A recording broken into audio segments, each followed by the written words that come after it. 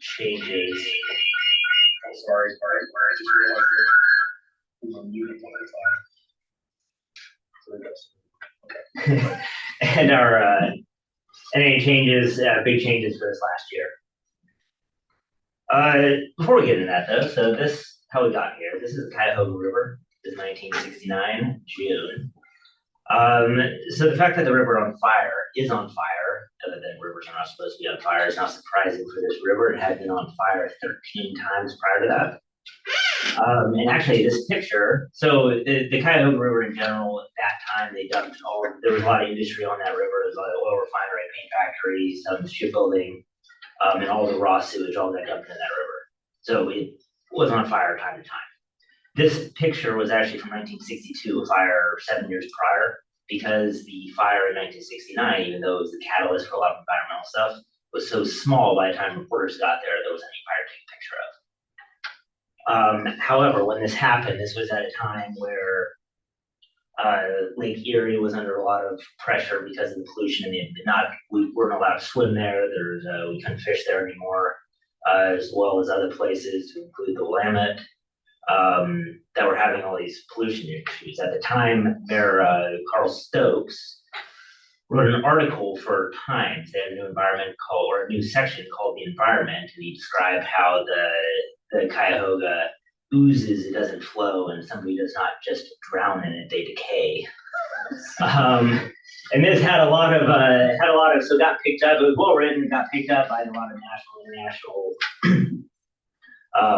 agencies, and ended up really energizing the movement that resulted in the EPA being created in 1970, followed by the Clean Water Act in 1972.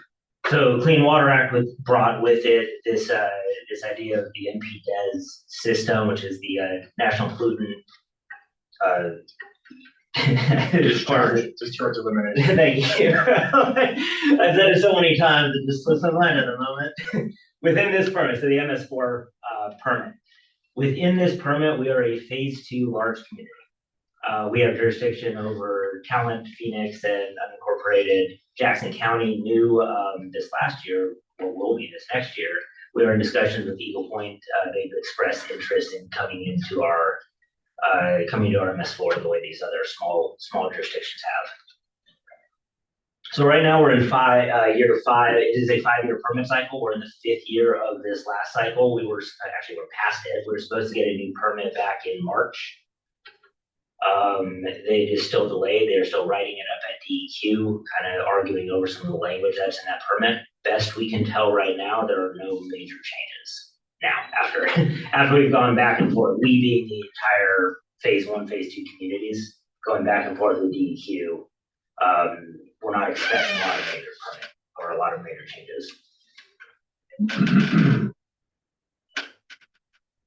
So, as I stated, so we have 6 control measures. These are them. We'll go through each one. Bottom line up front, we are in compliance with all permit and annual requirements. Our program is fully implemented. We have nothing that we're waiting on at this point. Our last implementation measures were put in place last year in fiscal year 23. So at this point, it's just maintaining what we have until the new permit comes out. The first of these measures is public education and outreach. Regulation, so the permit talks about regulation, and what's in our code is what is black and white in the permit and we're required to regulate. Public education gives us a little flexibility to change behaviors where regulations does not do a good job of that.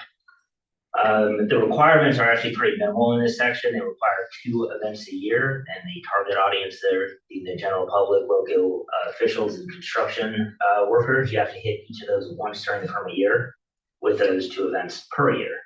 Now, this last year alone, we did 24 events. For public education.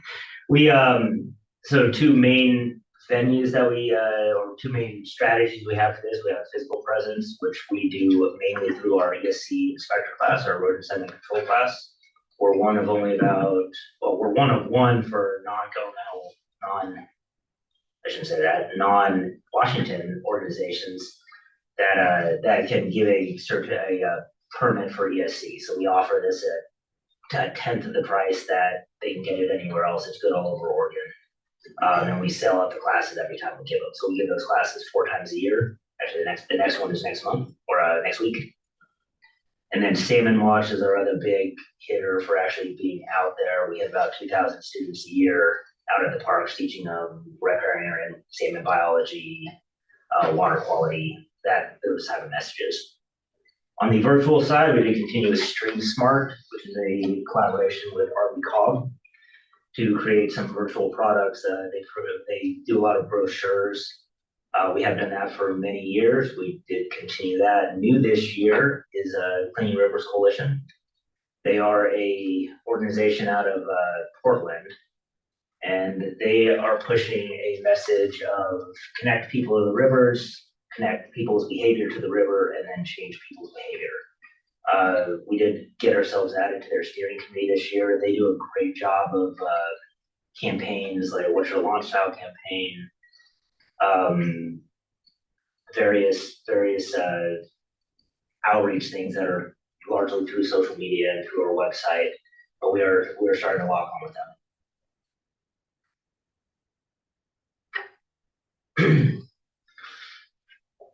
Second control measure, public involvement participation. So this is not just pushing a message, this is more looking for interaction with the public and public agencies. So we do this as far as the permit requires. We have to maintain a website, we have to allow some type of involvement, and we have to create one stewardship. To meet this, we do have a website. Our website was recently updated. We went through major revisions over the last 6 months or so to make the process of getting a permit and finding information both on the sewer and stormwater side a lot easier for contractors or for developers. Our primary public involvement venues are going to be that. So our stormwater advisory team will meet once a quarter. That kind of discusses our design manual, which we'll get into in a little bit. That is open to the public. And then we are involved in various organizations like Aqua, like Bear Creek Restoration Initiative, that has a lot of public interaction and dictates or influences policies. This last year we did start, and I'll highlight this. This last year we did start pulling out of Bear Creek Restoration Initiative. I felt they were a little, they had a lot of talk and not a lot of action, and are focusing our efforts more on the Clean Rivers Coalition, which are a lot more action-oriented group, and have more bang for a buck, as it were. For our stewardship opportunities, we do host 2 cleanup events along Bear Creek a year, in the spring and in the fall. And then we have an ongoing adoptive facility program, which over the years we get less of an investment in it, we get less interest in it, because it is a lot of work to maintain those facilities. Some of the schools still do it, but getting new people to adopt a facility is hard. So this next year we are going to start actually a Clean Rivers Coalition idea out of adopt a catch basin, and these smaller groups or schools can adopt those catch basins outside their facilities. It's much easier for them to clean and maintain and get assigned. But we'll start seeing that this next year. Illicit discharge elimination, our third item. So this is actually one that you guys are probably more interested in. This is where we are finding anything that is prohibited by either the permit or by our code that is getting into our stormwater and into the rivers. The requirement there is that we have a map so we can track where all of these outfall locations are, and then we inspect 100% of them over the permit term, which comes to 20% per year. On top of that, we have a complaint system that allows anybody, if they see or have a problem, to get a hold of us, and we will respond and go investigate. So this last year, we did have 17 stormwater specific complaints. We responded to all those same day. Of those, 6 of them were actual illicit discharge of some version of it, whether it be oil or sediment or improper dewatering, that we were out there same day and stopped. As far as the catch basin the outlet inspections, we try to hit 30 to 40% of those a year. This last year we did do 39%, so 53 of our 137 outfalls. And I've got that MS4 digital inventory highlighted because we invested this year in some new software through Esri. They have solutions that help us more efficiently track and conduct inspections across a lot of these. This is the first of them, but it's working very well so far. So we're in the process of migrating all that data to this new system.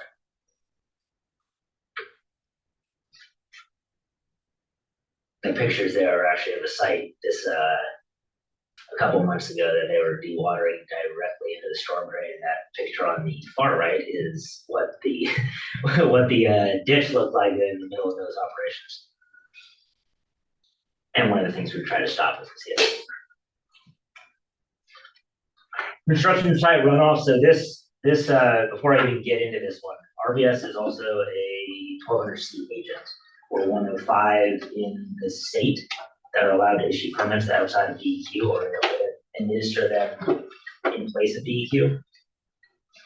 We have been running off of a extended MOA with them that has been extended administratively since 2013. They have finally rewritten that thing, are in the process of it. We're expecting this new year, so you guys will see that come across your desk at some point, should we decide to sign on with them again.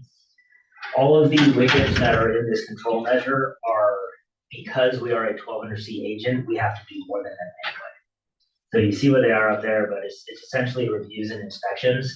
But because we issue the permits and we go and actually authorize the construction, we are out there more than what the permit allow or asks us to do. Again, that new Esri solutions let us do this. We've actually about quadrupled the amount of logged inspections, official inspections that we get since implementing this new system. This last year, we did have just under 70 total sites, and we hit each of them about 3 times, if you do the math on that. 182 official inspections.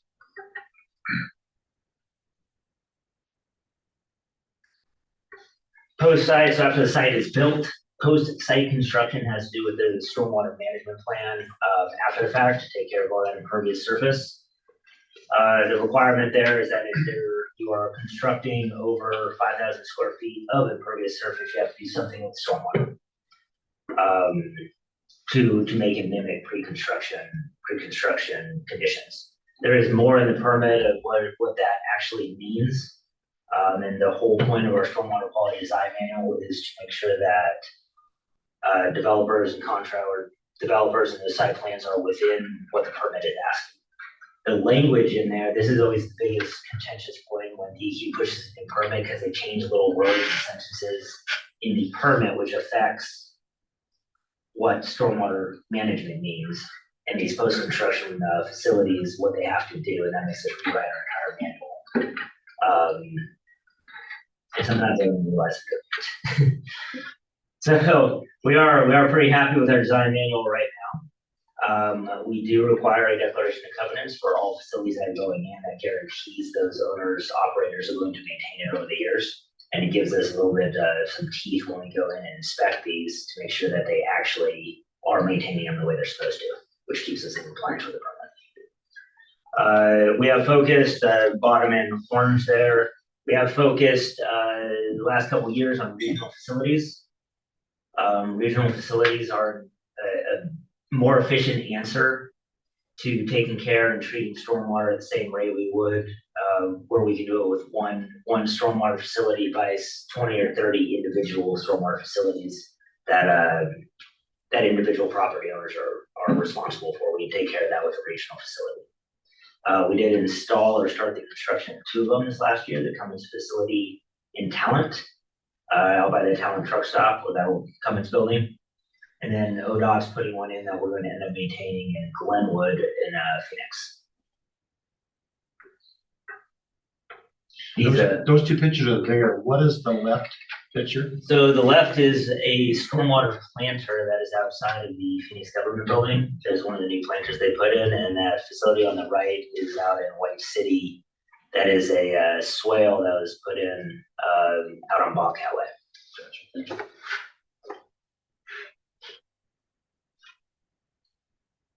There's your all the pictures. Once we finish building. If you haven't been out to that Glenwood one, that thing is huge. And Does it show up on aerial photos yet? I see maybe the very beginnings of it. Pollution prevention, good housekeeping. This is a very vague section of the permit, but the gist is once you put in those stormwater features, they want you to maintain them. So all that infrastructure, so the facilities themselves, and then the storm drain system, looking at those curb inlets and then catch basins.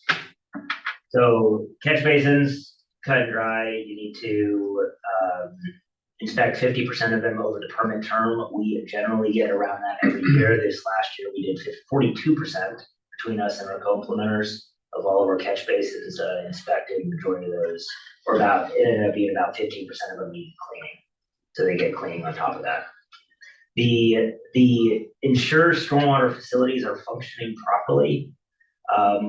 In our management plan, we took that as we are going to do, or how we have interpreted and implemented this, that the public facilities, those are going to get inspected and cleaned every year as required. The private facilities will go on a 3-year rotation. So every 3 years, we'll get out to each one of those private facilities and talk to the owner about what they need to do to make sure the thing is maintained. On top of that, we will do, once it installs, or once it gets installed, we'll make sure it's installed and planned. After a year, we'll go make sure that it's established and still functioning, and then it will go in that 3-year rotation. And this is the third category. There is also a Esri solution that was in that package that we bought that allows us to track and to track and conduct those inspections. This will also allow us in the future. We are looking at getting all of these facilities put on, at least public facilities put on a map. So when you want to see what green infrastructure a city is, what they're doing for stormwater management, that is another outreach tool that will be available on the website. And that's it. That's all I've got for you guys, unless you have any questions. You go back one slide. I can. Upper left-hand picture there. What is that a picture of? So that is a picture of a vault. Actually, so that is a vault that we inspected that needed cleaning. That is pre-cleaning. That one is in Talent off Gaines Avenue. And this was right after that big rainstorm we had, kind of middle of the summer. It flushed out a lot of that debris that was just sitting in all the pipes with that amount of rain, and it basically filled this thing up, and it started looking like that. It wasn't clogged, but it definitely needs cleaning. How do you physically clean that? So that is one of 2 chambers. It opens, there's handles on there, it will open up. So all the water flows into this graded box, and it collects all those leaves and sticks and trash, and it sits in there. So we can open that up, they'll go with the back truck, vacuum all that out, spray down anything on the outside, and then it's not quite shiny, but shiny as it's going to. I think the whole process on that one took about 20 to 30 minutes. Good. My first thought was pressure washing, but that doesn't do any good. It's Well, you couple it in the back to front. You know, pressure washing knocked everything down in the back of the thing. A lot of price. Is that stainless steel inside? you might go on that one. That's a great question. Should be. I would say it should be, but I don't know for sure. Not all of our vaults look like this. This is one that would be more difficult ones to clean. These garbage or these kind of debris collectors. A lot of them are a singular vault. It looks more like it looks more just like a cylinder, and they're much easier to clean. Do you monitor what chemicals of concern are in the runoff? Or do you just, you respond to potential contamination, or do you periodically monitor as well? So we will monitor within our parameters. So we'll look at pH, temperature, dissolved oxygen, conductivity, which is an indicator that something is in the water, and then a visual inspection of anything that looks unusual, if any, and bacteria, sorry. And so if any of those are outside of our limits, we'll try to figure out what's in the water. We don't do specific chemical testing unless it's suspected it's going to be in there. So if we get a complaint that For example, Rosenberg Forest Products had a lot of complaints with them with smell coming off of there, with a chemical or sewage type smell coming out of their outlet. For that one, we did go out there and we did end up we did our own test, and then we sent samples off with the EQ to see what chemical was actually in that water. I asked because certainly down in Siskiyou County, and I would imagine here out in the rural parts, whenever my guys hit a marijuana grow, they find horrifying pesticides with Chinese labels that have been outlawed or maybe never permitted in the United States. This is some like 19th century stuff. And Cuyahoga, yeah. And so goodness only knows what insanity is happening to animals and human beings because of that. Oh yeah. Yeah, and marijuana is thirsty. They use a lot of it. If we got complaints, a lot of that testing is really expensive. Right. So if we had specific complaints, we definitely would test it for it, just not on a regular basis. And it might not be as much stormwater, it'd be more groundwater, but of course they mix. Yes. Or can. And some of the complaints we get, it's stormwater, but not like we had one this year where a guy was spraying motor oil on his fence as pesticide. Which it wasn't in the stormwater yet, but we consider it a complaint. So it's like that one had to go through Jackson County code compliance. But something like pesticides would be along those lines. We'd respond and put it to the correct agency. Okay. If we had a big fish kill or something because of the pesticides or because of the chemicals, and we could trace it back, then we would probably do some testing on that.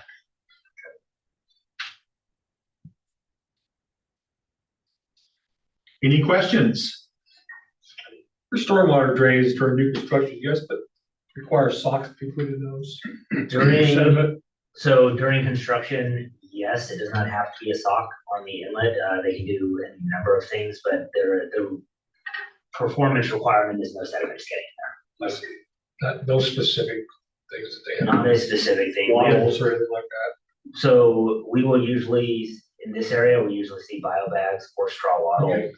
kind of anchored down with sandbags. Or some sites have witches hats, which are just fabric inserts you put in.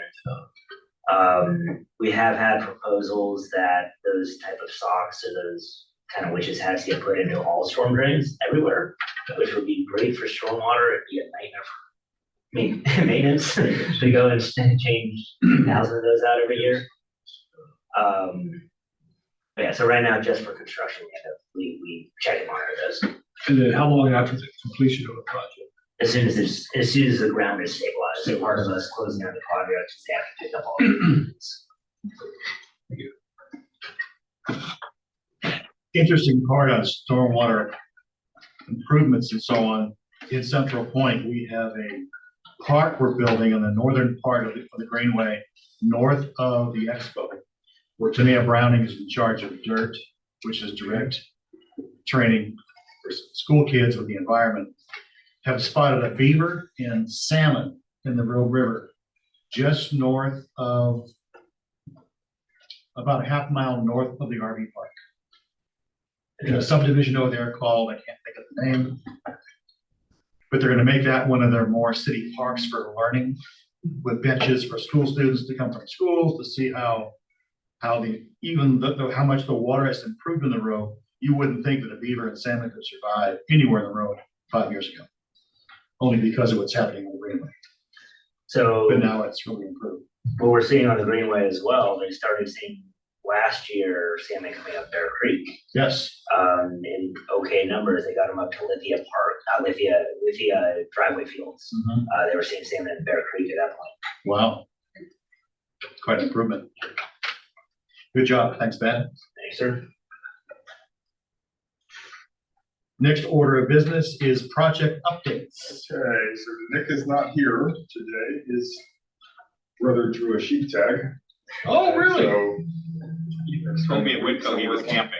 what's that? I caught him at Winco, he said he was camping. Yeah, He is kind well, of. he's camping because he doesn't have the tag, so he's there to catch fish and back. So, he should be back next week. But I can give you the update on Antelope Road. We're still waiting on the contract to actually start. Nick just sent them a letter yesterday saying, you know, the deadline is the end of March, and that's the deadline. You're gonna start paying liquidated damages if you don't. You know, the contractor is still, you know, seems confident that they've got time to do it. They're just trying to pool their resources, because once they start, they have, you know, that's the only project they're gonna be working on. So we're concerned he's not, so hopefully they'll get that done. Shady Cove Pump Station number 2, that's all done. We're just waiting on final cleanup. And like TJ, we were talking about the guy's driveway earlier, and that's part of that project. Went really smooth, and I think Nick included some pictures. That was in the last one. That was last month, okay. Anyway, so that's up and running, and everything seems to be working fine. The Echo Way Pump Station, I think they're working on a design for that. And that's getting a little bit interesting because that's on the south side of Eagle Point. And there's some land outside the urban growth boundary there that they're considering for that one-time UGB expansion for living housing. And there's actually some pretty big areas there that would all would overwhelm that pump station. They all have to go through that pump station. So we're working on that a little bit, but ultimately, if they do develop it, we're going to make them put it in a bigger pump station and head a different direction.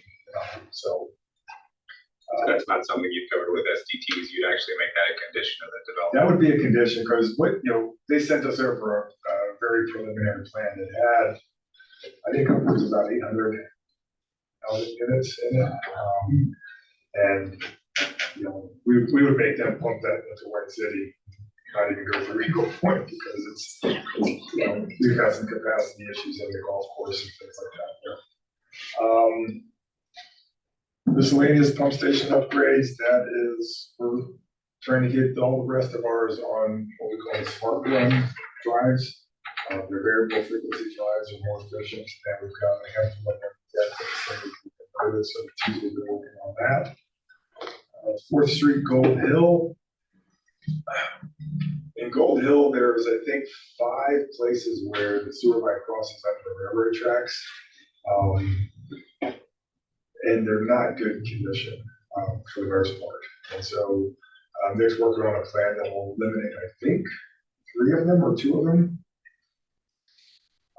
Just to completely abandon them. And, we have to relay, make pipes flow different directions of what they're currently flowing right now. So we're working on that design, and hopefully we're going to be ready to go for that next spring. The Cummins Stormwater Facility is real close to done. There's just some final cleanup and grading. Planting needs to go on. They need to finish up on the irrigation. Looking pretty good. So that'll be functional. Not in this rainstorm, but it probably is. It probably is flowing through it right now. So that one's real close to being done. The Glenwood Stormwater Facility, the other one Ben mentioned, that's in the hands of ODOT. And if you remember, the agreement there was Jackson County gave the land, ODOT did the construction, and we're going to take the maintenance. So that's still under construction. And then on the SCADA and UV out in Shady Cove, I think the SCADA is pretty much done. I think they've worked all the bugs out. I won't say everyone's happy, but everyone's resigned to what it is. It's actually much better than what we had before. It's just there's some, there's some differences that we get used to doing things one way, and then you got to do it different way. Used to it. And then on the disinfection side of it, the final plans have been submitted to DEQ for approval. Once we get that, we'll be able to execute the loan documents, get that out of the bid, and I think we're still on track to starting construction in the spring. So that's going to go along. That's all next time. Cool. Any questions? The SCADA thing, is this just not what you thought it was gonna be? Is that the problem with it, or? No, it's. Can it form what you need? I think with operators, when they're working in the system and they get real familiar with the system, and then you change the system, they don't necessarily like it, but, Kevin, who's been there forever and actually, probably built part of it, he's real, he knows how the old system works very well intimately, and so it's a big change for him. Our newest guy, Brandon, it's all Brandon, he went to Brandon, so he's all over it. So it works. I mean, we were having some issues with how it was sending out alarms and things like that weren't right. And once they got those resolved, I think everyone's pretty well happy with it. Okay, next order of business. O&M updates. In the collection system, I should add a line to spills. We had no spills since last time we talked, so that's good. We cleaned over 13 miles of pipe and video inspected over about 7.6 miles. Carl hit on Shady Cove 2. We just had to clean up the fence and move some rocks around, I think, for the residents around the pump station. The guys at J360, we had 2 cabinets we received. They started on one yesterday in Ashland 2, just kind of south of Creel Road. They're gonna have that buttoned up probably anytime now. So I might run out there after this meeting and check that out. So that'll be ready for, we talked about the solar panels and changing the voltage so then the VFDs can take 208 in and provide 230 with motors. Nothing else to report with the Shady Cove or Gold Hill treatment plants. The lagoons took in the 242,000 gallons of septic and fog. We did post to our website for a septic pumping truck for request for proposal. We'll have that ready, hopefully, in offers for the next board. And then Ethan Scott, he's been here for about started in January, so about 10 months. He passed the DEQ collections test level 1, so that's good. Good job. And that's all I have. September total gallons Yeah. was 242,000 gallons. Is that a whole lot more than normal? No, that's been on average, I think, was it last month it was, I think it was right around the 250. Was it? Yeah. That's a lot of stuff. Those are pretty big lagoons. Yeah, they are. Yeah. Yeah, last month was 238,000. Very good, thank you. That- Septic pumper truck, he pumps septics too. Well, Correct. in Gold Hill, we have the treatment plant. We're moving the, what do you call it? The liquid sludge. The liquid sludge over to the city of Medford drying beds. Okay. So we're hauling all that sludge, the liquid back and forth. Oh, okay. And they have an old, was it 60s, 70s Ford truck that Yeah. probably it's costing us more to keep on the road than Understand. so this will be able to provide transportation of that liquid, and then we can pump some of our step tanks that we have. I think we have still have about 70 of those Oh, throughout the area. Just little private tanks that pump into a common pressure main that we have to be responsible for. Aren't we gonna be stopping the trucking at some point of the sludge? Eventually, So, yeah, so how long will that be and how long will we really need a new truck? You're looking probably at least 4 or 5 years before the enterprise is complete. And we can figure out a new use for it after that, Well, and we're like you selling said, for a we- good we- price. We've got about 70 or 80 step tanks, which is basically a septic tank that's connected to the sewer. And we're responsible for maintaining those. Yeah. A couple of dozen of those every year. So we'll still have to do that. Something like that. There's other things you could use it for. If you ever needed to, if you had a breakage or a spill or something, you could bump around, get truck around, that would be helpful. Things like that. Any other questions? Next order, managers report. Okay, let's see, we did the consent agenda, strategic plan development, so we started in that, we dove into that last month with the staff. In the first session, we do kind of a brainstorming on strengths and weaknesses, and that's something hopefully you'll be able to stick around later after the meeting and do that with us. Basically, what we do is we think of ideas of what's, for strengths and weaknesses, they're internal to the organization. So what's good about us, what do we do good, what are we not so good about? And so we brainstorm those ideas. After you flesh those out, then you go to the external factors, which are your opportunities and threats. You know, what's out there that we can take advantage of and what we have to be concerned about. Once we get all that done, then the next step is we start figuring out goals and tasks to take advantage of our strengths and mitigate our weaknesses. So that's where we are now. So at the end of this meeting, if you're able to, I'd like to do some brainstorming on strengths and weaknesses with you. When you have those meetings regarding strengths, weaknesses, and opportunities, who are those that are involved that actually do the brainstorming? All the employees or just staff? All the staff. Just staff. Yeah. Yeah.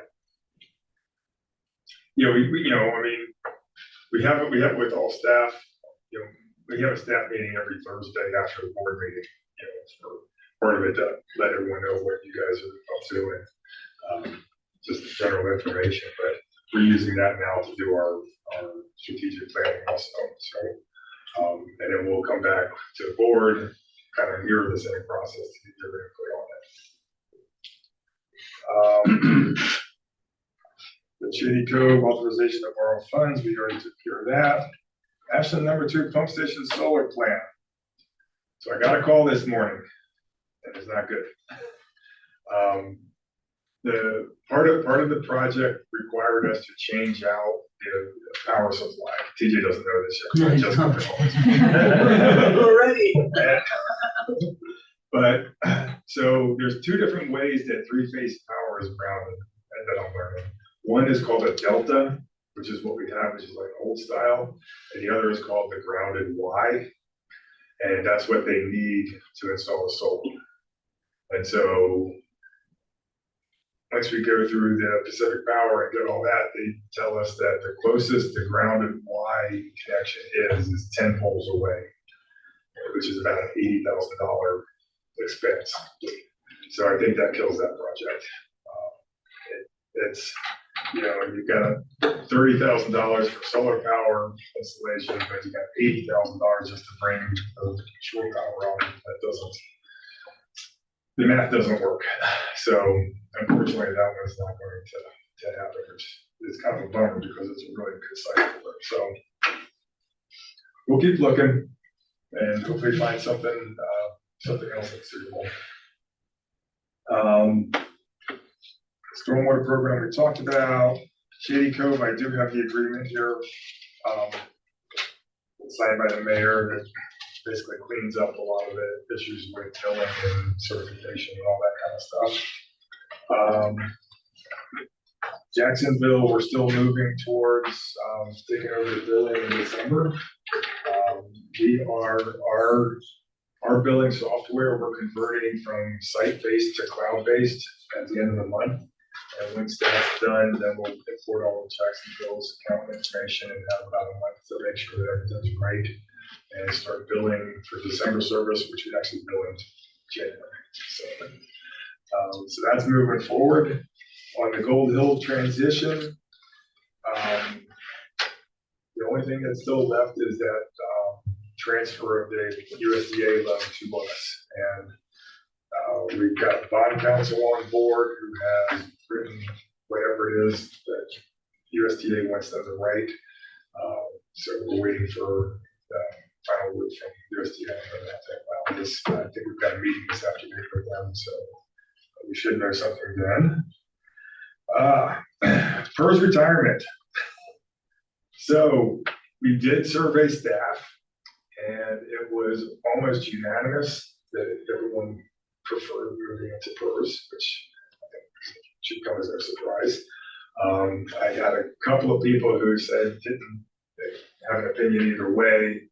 There is a handful, a small handful, like a farmer's handful of, of people who are probably not going to be involved because they're close enough to retirement. I had two people who complained, said they were in favor of it, but they didn't think it was fair that they would have to have a cut in their cost of living adjustments to cover the extra costs. So that's where we are on that. So it sounds like staff is in favor of it. If the board's in favor of it, then we'll initiate the process and get all the resolutions passed that we need. So I guess the questions that I have for you, first of all, is does the board want to go forward with this? We've kind of discussed the pros and cons. It is significantly, it is a better system for the employees. It will help with recruitment and retention. It does cost more, so that's the offset. And you have less control over future increases also. So that would be the concern there. The next question I have is how do you want to deal with the increased costs? Because I threw out just making an adjustment, since our costs are going to be 2.5% higher than what we're currently paying. If we just, take that out of the next year's cost of living adjustment, everything starts at an even basis and we move forward that way. And then the last question is, how do you want to handle equity between people who are in it and people who are not in it? And a couple of ideas that floated about that. One being that it would be a one-time deposit into a person's 457 account if they're not part of PERS, because they're going to have to take the cost of living hit also. We have to do that for everybody. And another part would be to increase the monthly contribution to retirement by that 2% or to match what PERS is. So those are the ideas that were out there. I guess I need an answer to the first question as soon as you can give it to me. If the board wants to make a motion to move forward with the process of PERS, I'll come back next month with a resolution that we sent to PERS to get that transition started, and also another resolution that will define the class of people who will not be included in PERS. Could you repeat the reason why those that were not in favor, why they were not in favor? No, there's nobody said they're not in favor. Okay. There's a small number of people who said that they don't want to be part of it because they're close to retirement and it's a 5-year vesting period. And so if you're close to retirement, it's 5 years or when you turn 65. So if you're going to retire before 65, but less than 5 years from now, you're not going to get any benefit from it. You won't be included in it at all. So that would be the reason. So there's, and even if you do turn 65, within that 5 years, it's kind of minimal. You get, your monthly pension will buy you a nice dinner. So there's probably 7 of us that fit in that category. And at least 3 of them have already said that they're not interested in making that switch.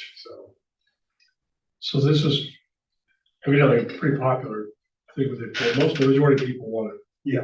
Yeah, everybody who responded said yes. And if we don't do it now, there'll be more folks in the next 4 or 5 years who are going to retire. Yeah. So this could be amazing. Yeah. We need a motion for this. Yeah, I think if I get a head nod today, I'll come back with the resolution next month. Yeah, I'd like to see you proceed. Okay, all right. And then as far as the cost increase stuff, we will need to make a decision on how you want to do it. We could say just leave it as is. I mean, don't, just eat the cost. Have the organization eat the cost. That's an option. The option of having employees eat the cost, with a 2.5% cost of living reduction, it would be another option. And like I said, it's, we're talking about a little over $90,000 a year, or for the first year. For the first year. But we don't have any idea what the future holds. As far as cost. Yeah, they set those rates every 2 years.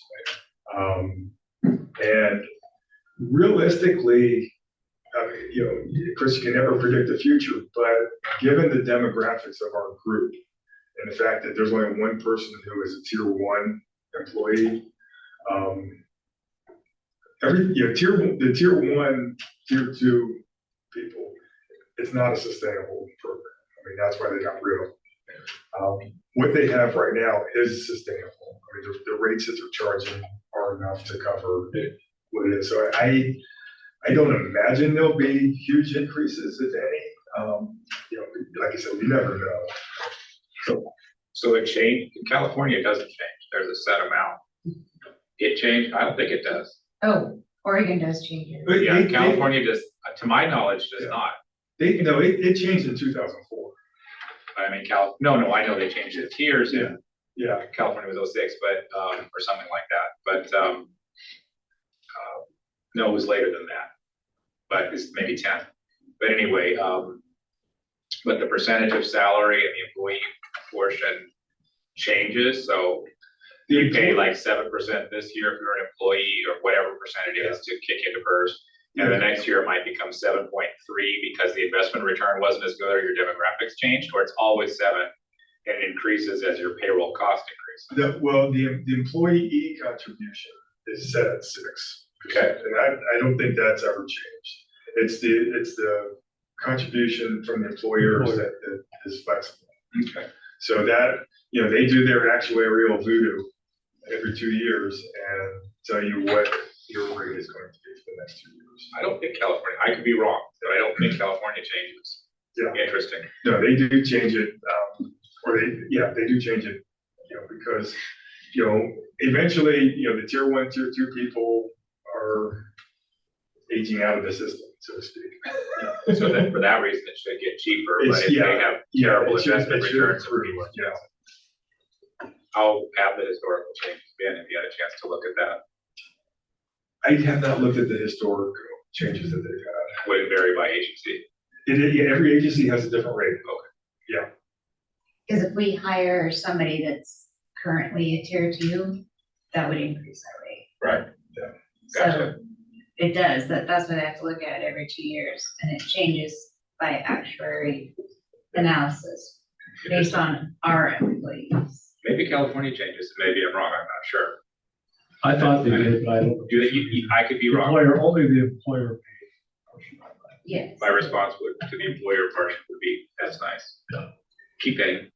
Yeah, okay, so next month, what I'll have is the standard resolution that PERS gives us, and requests us being a participant. And then I'll have a resolution that will define the criteria for a person to not join PERS.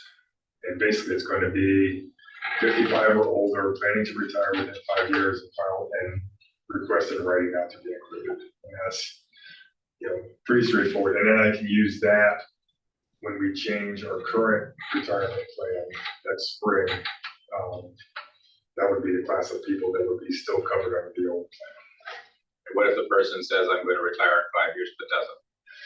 They're out of luck. You fire them, I guess. Yeah. Okay, what if there's someone who's maybe not far from 60 that we don't want to retire soon? Carl. Like I said, you fire them. I've got a personal opinion. I'm not really versed on retirement and PERS comparisons. But my most important thing with people is you make a decision where no one loses. Yeah. Good employees are hard to find, even harder to keep. Don't give them a reason to quit or quit. You want to keep all employees happy. It means the organization has to bite the bullet to make things compatible to both sides and equitable. you make that decision. Mike is right in two emphases to support what Mike said. One, without going into any detail of any kind whatsoever, but when severances, including ones that may have happened within the last 12 to 24 months happen, that can cost fees with our very nice attorney and cost money with respect to that in some ways, and it costs money to find them, and other employees are burdened with dealing with what has to be done while their positions aren't full. And then the institutional value, I mean, what a nice presentation Ben just gave us. What knowledge does he have about all of our different locations that we have to replace if for some reason he was spending more time fretting about who's going to support his wife and kids or whoever than figuring out, well, where is my stormwater going? So that intangible cost is massive, but not directly quantifiable. Write the check. That's what I think. Okay, What's right to check mean? $90,000 will lead the cost to go up. How much did we eat to not raise for to compensate for the increase in cost to Medford recently? More than 90, right? yeah.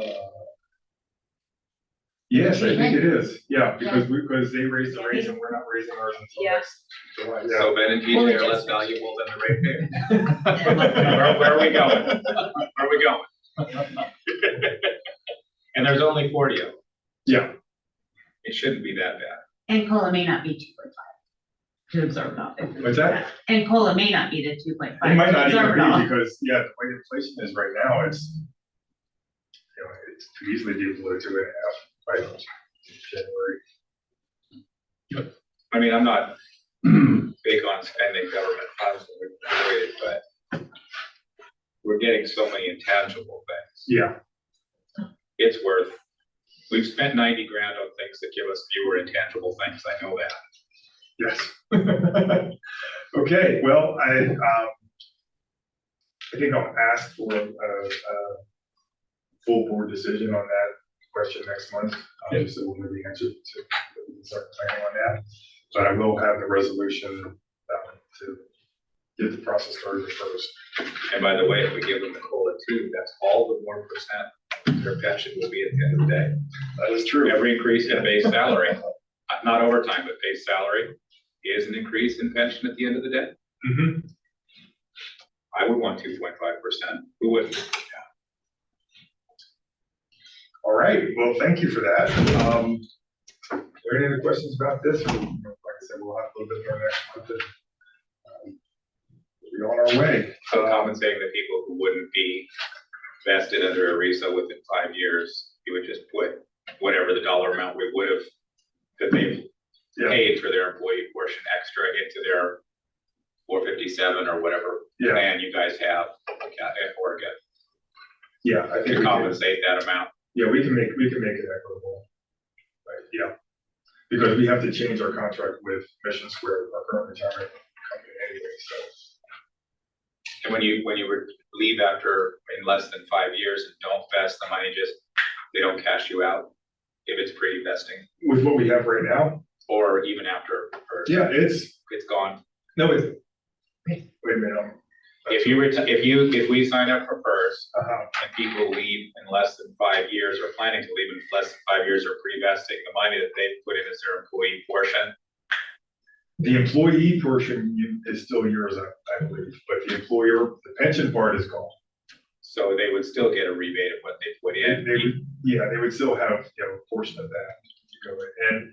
And if they went to work for another PERS It would transfer, organization, their time served would count.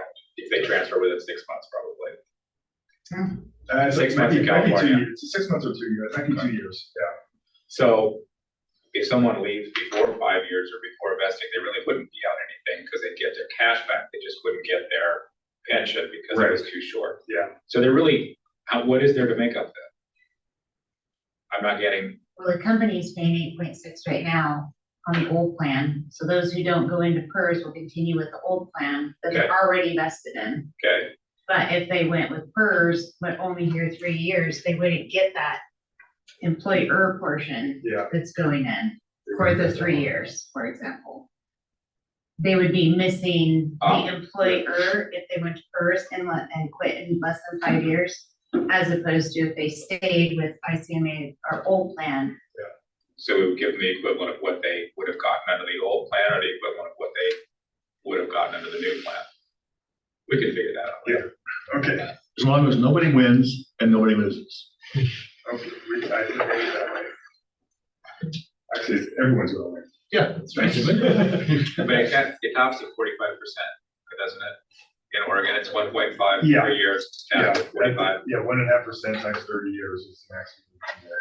California never tops, Yeah. but it just got a worse age and a worse percentage under the new plan.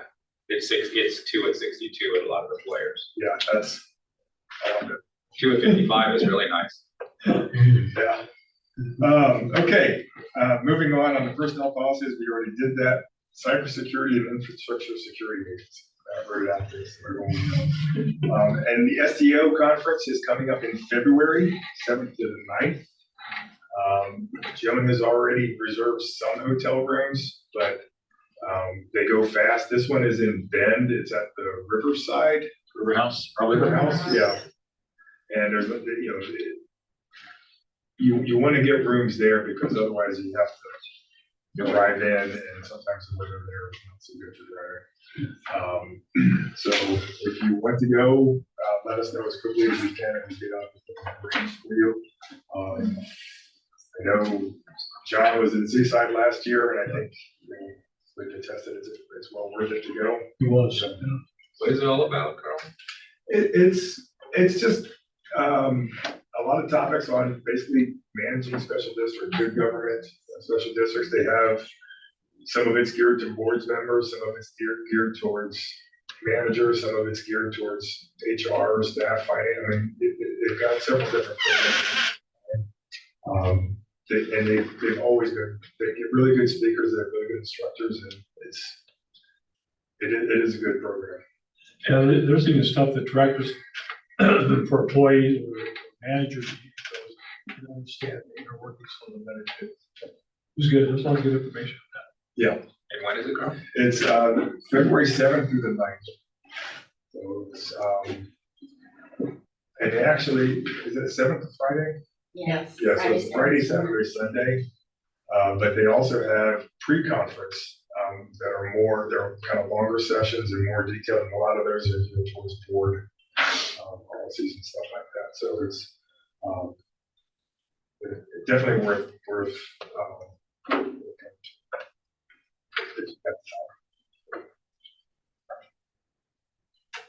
Sure, I'll do it. So I did include that amendment to the franchise agreement for Shady Cove, so I think I do need a motion to approve that. So we can sign that. So moved. I'll second it.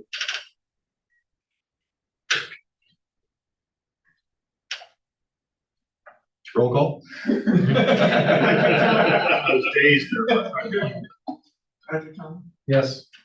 Mike Parsons, Yes. John Roberts. Yes. John Clark. Yes. Anything else to come before this board besides the motion to approve claims? Need a motion to approve the claims? Second? Second. Roll call?